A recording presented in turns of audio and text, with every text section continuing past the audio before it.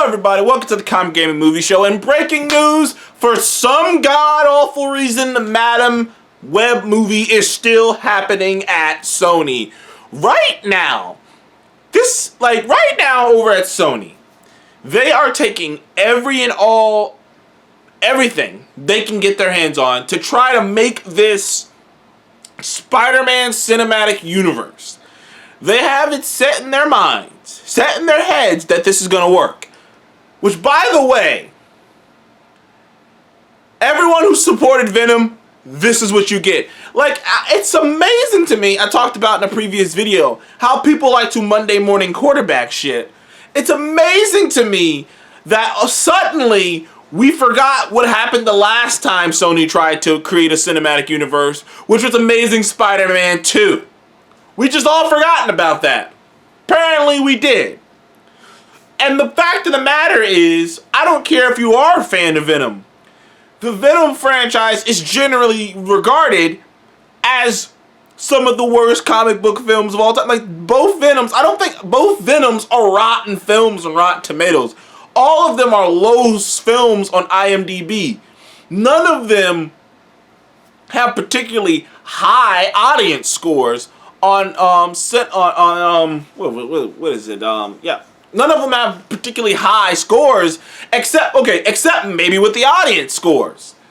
Which is why I'm like, so the bedrock, because I wanted to point that out, because some people are pointing out, because as we talk about how ridiculous it is to make a Madam Web movie. First of all, Madam Web in the comics and the animated series shows, she sits in a chair. Sure, there's been this new incarnation of her who's a little bit more, who's way younger and more active, but for the most part, the traditional classic Madam Web that we know, the ones we know from the animated cartoons, the one we've seen in the comics, is this, she's almost a Watcher-like character in a way.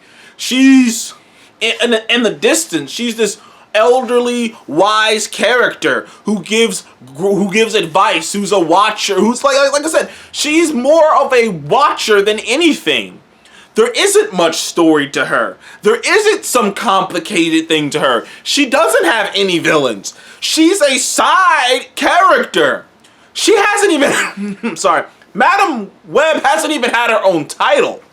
So, for all the hubbub, and I made a bunch of noise about it as well, the MCU getting over lesser-known characters, the Eternals had a comic book series. Multiple. One written by Neil Gaiman. Shang-Chi has had a comic book series. Had an entire series of comics dedicated to him. The Guardians of the Galaxy have had multiple comic book series. I'm pointing these names out because I'm pointing to the names that are lesser known. To just get over the fact, Moon Knight has had multiple comic book series. Madam Web has never had a comic book series. She is a side character who's being elevated, who is getting a movie because there aren't enough actual characters in the Spider-Man mythos to make movies about. This is getting ridiculous. This is getting asinine. They're already trying to make this Craven film that I'm just like, why is this? Why? Like, Venom has, like, John Campea argued that basically if Sony's not allowed to do this, then they would yank Spider-Man from the MCU. That if Venom failed and they weren't allowed to do what they're doing right now, trying to make their own cinematic universe, that they would yank Spider-Man from the MCU. I've thought the opposite. If Venom would have bombed like it should have, because Venom sucks, I'm sorry. I mean, you might like it, but it ain't an actual good comic book film. I've said my piece about that film. I personally feel like, just me personally, that Venom represents everything that the comic book movie genre has been trying to overcome. And it's like everything about Venom represents everything that the comic book movie genre has been trying to overcome. That's my personal opinion about Venom. But now, unfortunately, Venom's success has made Sony think they got it all figured out. First of all, Morbius ain't gonna make anything. I'm gonna just tell you that right now.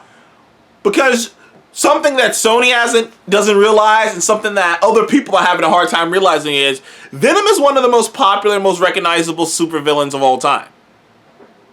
He's right up there with with he's up there. That symbol of the black Spider-Man suit and the multi-legged spider, the weird-legged spider, that symbol and that character, Venom himself, the visual of him is iconic, is well known. It's right up there with some of the greatest supervillains of all time. Not quite as high as, like, say, the Joker, but it is. Regardless of how you feel about Venom, the actual character in the comics, and if you like him or not, the actual character of Venom, the actual look of Venom, is well known. It's one of the biggest it's one of the biggest selling things for Marvel merch-wise. That logo. It's like that and the Punisher logo and the Spider-Man logo and the Captain America logo. Those things are high sellers. So when the Venom movie came out and was so mega successful, I wasn't as shocked because one, Sony was confusing people, which they still are doing right now by not making it clear or not if any of these films take place in the MCU or not. They're purposely confusing people, which rubbed me the wrong way anyways, because like Sony to me, like they have been like a parasite sucking off the energy from the MCU. They have been. They've been a leech. They've been leeches. They've been leeches sucking off the energy from the MCU, using it to pump themselves up. And then they have the nerve to think that them sucking the energy off the MCU to pump themselves up means that they actually did something. And they believe that. And then the support that Venom got just gave them more fuel to the fire that we know what we're doing. But the simple fact is, Venom made as much money as it did because one, Venom is one of the most popular comic book villains of all time. He's one of the most recognizable villains of all time from comic books. So that's one. Two, people were confused if it was in the MCU or not. Casual fans were confused if it was in the MCU or not because Sony purposely made people think it was so that they would go see it.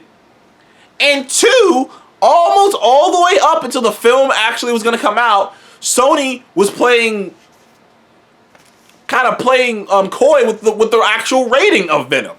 So there's so much that went to Venom's success, so much. Morbius is not going to have any of that. Morbius is a complete no-name character. There's those trailers, I don't know if you've seen, but those trailers aren't lighting any numbers on fire.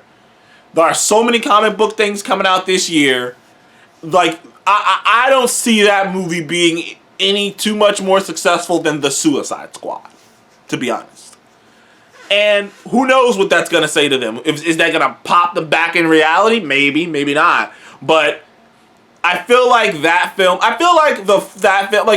Venom and Let There Be Carnage are the baseline of what to expect from the Spider-Man universe, then we're in for a rough fucking time. I saw that they cast the actress from 30 Shades of Grey to actually play Madam Web, which is so confusing on its own because first of all, you're doing a Madam Web movie, which is stupid on its own, but then you cast a younger actress, so you know, evidently they're gonna try to do the origin of Madam Mad. Like, what is happening? I made this joke before, but at this point, Sony is about 5 minutes away from making a movie about the guy who sold the gun to Uncle Ben's killer. Like, that's what they're about 5 minutes away. They're about 5 minutes away about talking about how rough this guy's life was, and he didn't know that when he sold this gun to this guy that he would eventually kill Uncle Ben. Like, I'm telling you, they're 5 minutes away from making an Aunt May movie. Hell, they're 5 minutes away from making a movie about the life of the spider before he bit Spider-Man. Like, I'm telling you, Sony, at this point, Sony is 5 minutes away from doing that. Like, honestly, they're gonna make a movie about, Mary Jane before she met Peter. Aunt May, like, spy movie. They're just throwing shit because they want what everyone wants what Marvel has. It's the truth. Everyone wants what the MCU has. And Sony has gotten a peek in from the inside, so they really want what the MCU has. Do you think Spider-Man No Way Home would have made the money it made without this connection to the MCU? I don't. Do you think they would have gotten a Spider-Man? Like, it's not a coincidence that they finally got a Spider-Man movie over the $1 billion mark twice. And they were both in the MCU. think that was a coincidence. I would even bet that if the next Spider-Man movie they come out with isn't as big and, you know, all the multiverse stuff and it's not connected to the MCU, you will see those numbers drop. And it's just like I said, Sony sometimes, and I've said it before, sometimes I do wish that MCU and Kevin Feige just let Sony let the Spider-Man property flop like a dying fish on the ground, because after, like I said, I know people love the Monday morning quarterback. I know people love to kind of retroactively go back and rewrite history. But I remember, and you remember, what the world was like after Amazing Spider-Man 2. No one was fucking hyped for Spider-Man. Let's be honest. There hadn't been a really good Spider-Man game in a while, other than like maybe what was it? Shadows? What was it? Something Shadows. I can't remember. I never can remember the name of that game. It hadn't been a really good Spider-Man game in a while. It hadn't like you know, who knows what's going on with the comics. And Amazing Spider-Man 2 Amazing Spider-Man 2 was so bad that despite making good money, they couldn't continue because it made less money than the first movie. It was going that way. It made money, but it was going that way. And nobody was hyped for this film. I mean, hell, even Andrew Garfield was upset at this film. There was so much studio interference. There's so much going on. And it's not like, and that's the thing that blows my mind about people who support Sony and support this. It's not like all of those people who fucked up Amazing Spider-Man 2 are gone. Nothing changed, really. A lot of those people are still around. They're still doing what they do. So, and I remember the world after Amazing Spider-Man 2. People were begging Sony to give the property back to Marvel. Do you remember that? Do you remember the memes of people begging Sony to give it to Marvel? Now, they would team up with them, but still.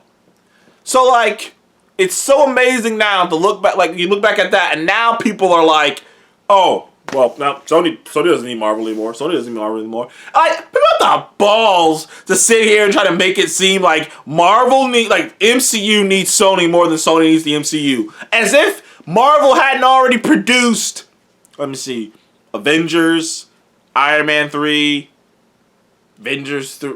Yeah, and if Marvel hadn't already produced $3 billion movies before they ever made a deal to have Spider-Man in. And that's 3 more than any Spider-Man movie. That's $3 billion more than any Spider-Man movie ever made to that point.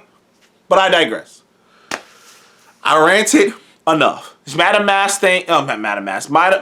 Web thing is stupid. It's ridiculous. It's insane. I don't know why they're doing this. Sony... What can be said about Sony that ain't been said about Sony anyways? Thank you guys for joining me on Comic Game Movie Show. Please like, subscribe, and I'll see you guys on the next one. Goodbye.